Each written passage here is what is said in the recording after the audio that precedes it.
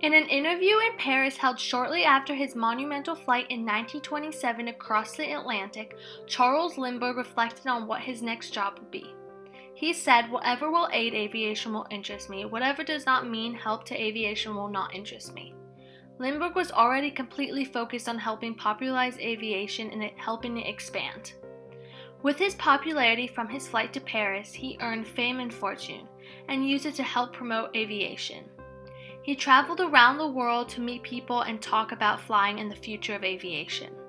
Charles A. Lindbergh's 1927 solo transatlantic flight in the spirit of St. Louis had a tremendous influence on the growth of commercial aviation. In 1919, a hotel owner in New York named Raymond Orteg offered a prize to the first pilot who flew non-stop from New York to Paris. The winner would get a prize of $25,000. Many people tried to win the prize. By 1927, 2 men were missing, 4 men had died, and 3 men were seriously injured by attempting to cross the Atlantic. Despite the risk, Lindbergh decided he wanted to try for the Orteg Prize. Lindbergh obtained 9 St. Louis businessmen to finance his attempt. He used the funds to build an amazing plane that Lindbergh himself helped design. In honor of the 9 sponsors, Lindbergh named the plane the Spirit of St. Louis. Many people doubted that Lindbergh could cross the Atlantic. Lindbergh was planning on flying alone and with a single-engine design, while all of the other attempts were taken with a multi-engine plane. On May 20th at 7:52 in the morning, the Spirit of St. Louis sped up and took down the runway on Roosevelt Field in Long Island, New York. Lindbergh flew over Cape Cod in Nova Scotia, and by sunset he reached the ocean. Lindbergh used dead reckoning to navigate the whole way from New York to Paris. When he started getting tired, he would fly only 10 feet over the water so that the watery breeze could splash him in the face and keep him awake. After many hours of flying, he saw a fishing boat which proved that he was close to land. Lindbergh traveled more than 3,600 miles, and in 33.5 hours he reached Paris, France. When he landed, a crowd of 100,000 people swarmed his plane as he got out. This flight made Lindbergh the most popular man in the world.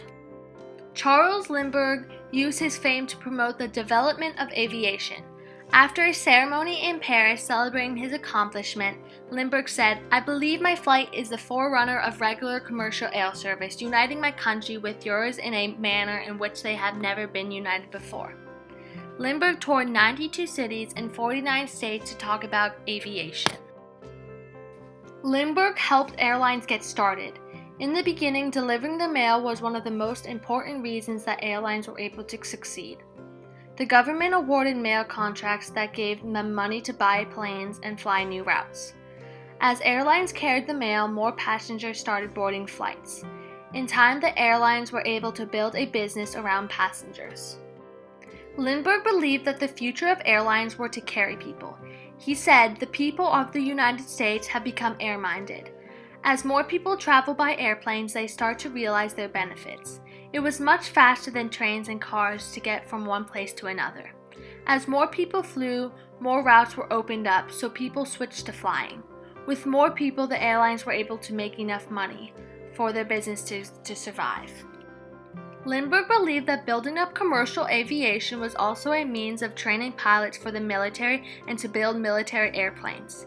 He said, "Building up commercial aviation will certainly give us more protection by adding to our air resources."